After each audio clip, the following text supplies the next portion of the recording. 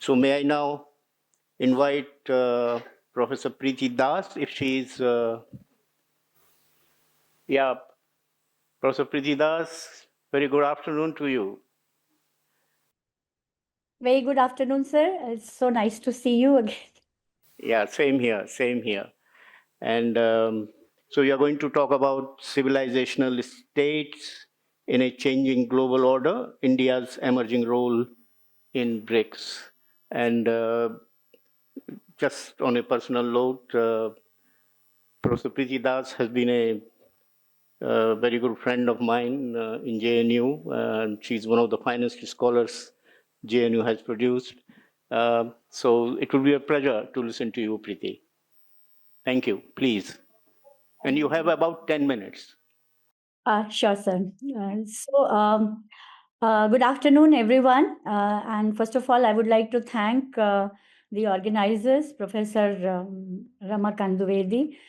This is my first time that I'm participating in here, but then this is the first time then that I'm participating and making a presentation in the session which is related to the economic development and all. Mine is, I do not know how it is going to be connected with the session themes, but I believe somewhere it is connected to what Dr. Raj presented. That is the civilizational states, but I'm only taking you a little in depth what the civilizational state is all about, how do we perceive that civilizational state, and why so much focus is being given by the Russian government to have this civilizational approach, and what is it that actually scares the Europe of this civilizational approach that Russia has adopted.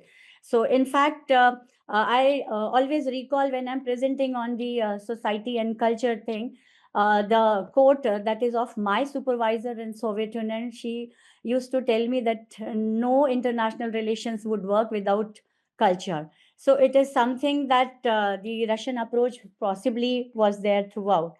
So the topic that I have taken here is the civilizational states in a changing global order and India's emerging role in BRICS, which actually examines the civilizational narratives and Russia's multipolarity and India's pragmatism. So, if slide is there, so then you can change on the next slide. If not, then it's okay. So, mainly that I have taken it, the background that has taken, the profound transformation that has taken, which has actually has challenged the structure, the norms, the power structures that were there. So, this is these civilizational states is a new alternative that goes. That this is a framework that goes beyond the traditional nation state model and emphasizes the deep rooted cultural, historical, and civilizational identities as the base of states' legitimacy and strategic behavior. So, among this shift, India's role within BRICS has become increasingly significant. And I'm also going to be touching upon the renewed relevance of this civilizational state that actually focuses on India's pragmatic adaptation of its identity and Russia's civilizational multipolarity. Especially, I'll be touching upon the Alexander Dugin's Eurasianist thought and its implication in the emerging global order. So, let me first illustrate this Dugin's idea of civilizational integration, not through the abstract, but through the moments where his rhetoric reframed the political events as metaphysical reunification. So, let's see this example of 2014, the merger assimilation, that is what is called Eurasian Spring Moment. After Crimea's annexation in 2014, Dugin publicly framed this event not as territorial expansion, but as civilizational reunification. And in his throughout his interviews and throughout his lecture, he described Crimea as a sacred space within the Eurasian civilization. So the significance is here that while many analysts discuss the geopolitics and the security dilemmas, Dugin talks about the same thing in metaphysical language, about destiny, about spiritual unity, and the historical continuity. So, in Dugin's framework, this integration is not about the borders, it is about the restoring civilizational wholeness.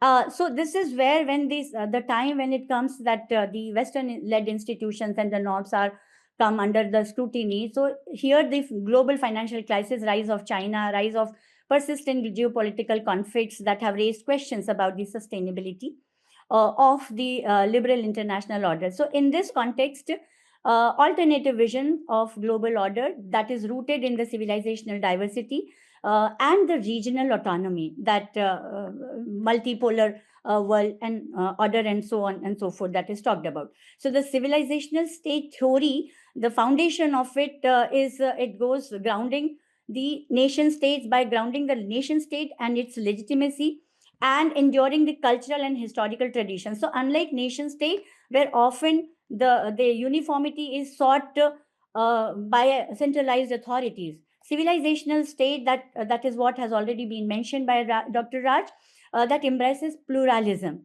and its continuity with the past. So this approach actually recognizes the importance of historical narratives, philosophical traditions, and the societal values that actually shape the political identity.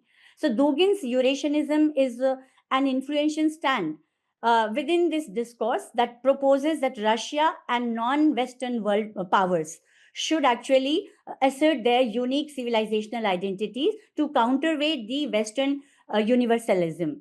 So here, while he's arguing about this, again, Dugin's point of view, where he claims that Russia is not Europe. So in 2000, he frequently delivered these lectures across these institutions and academic. And he quotes that the tragedy of the 90s, that is where we had the economic crisis leading towards the collapse of the Soviet Union. So he calls it a normal Europe. In order to become a normal European nation state, he is saying that the post-Soviet liberal reforms were the main cause of it. So it was kind of a self-denial, civilizational self-denial. That is what led to the collapse.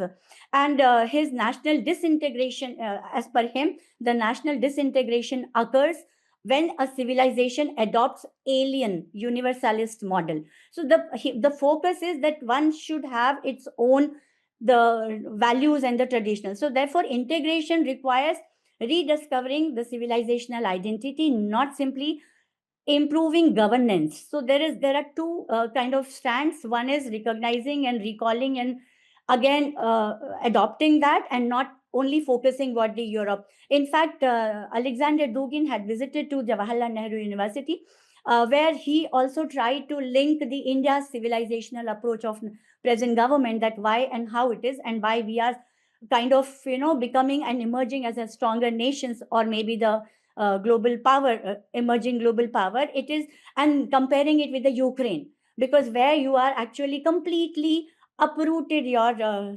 national traditional identity and culture, which was not focused. So this is where the comparison was made during his presence. I will keep quickly the kind of move towards some other arguments. So the doctrine, the Russian doctrine that has actually invoked the idea of civilizational multipolarity, which is influenced by the Eurasianist Dugin's policymakers idea. So that is, the global order should reflect the coexistence of multiple equal civilizational center. So this theory actually envisions the Eurasia as a distinct, the whole of Eurasia that unites Russia, Central Asia, and parts of Europe also, in opposition to the Atlanticists or the Western domination. So it is for him, it is kind of a liberal globalization is as a flattening force that actually erases the cultural depth.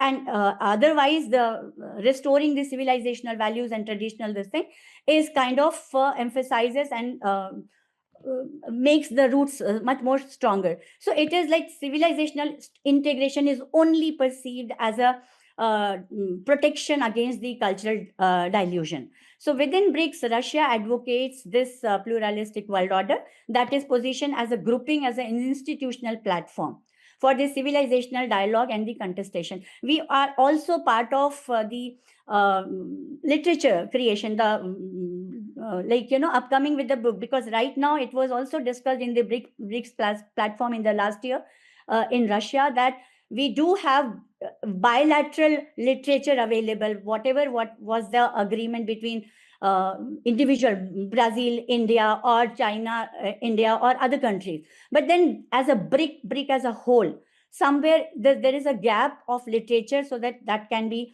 passed on to the next generation and all. So there is only thing I'll possibly, if not much time, I'll skip a few points that I had raised. I'll simply come to the conclusion, because ultimately at the base, Russian approach is somewhere kind of Indian approach I see as India ka role in the BRICS is more pragmatic and pluralistic approach to this civilizational identity, whereas the Russian approach is advocacy for multipolarity, which is informed by the Eurasianist thought that actually reinforces the trend towards a more inclusive and contested global order. So as BRICS continues to evolve, the challenge would be to reconcile civilizational diversity within this imperative of cooperation and stability. It is easy said than done in the practice, because the civilizational approaches that we are talking about, each civilization is very powerful and has quite a few radical ideas that actually cooperation is not going to be, it is intended, but then how far in practice it would be applicable is still remains a big question. So thank you for your attention. I believe I've not taken more time than allotted. I believe I'm not taking more time than allotted. Okay.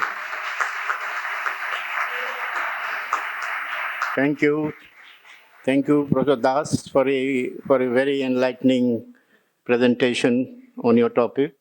What was that? Civilizational states in a changing global order, and very beautifully you have explained the role of the civilizational identity by giving an example in the case of India, how India has emerged as a global power in some sense, and you have also pointed out the challenge before BRICS, and that is how to reconcile the civilizational diversity within the BRICS group without diluting the basic mandate of the BRICS, which is to provide a very equitable and just progress or growth for the developing countries.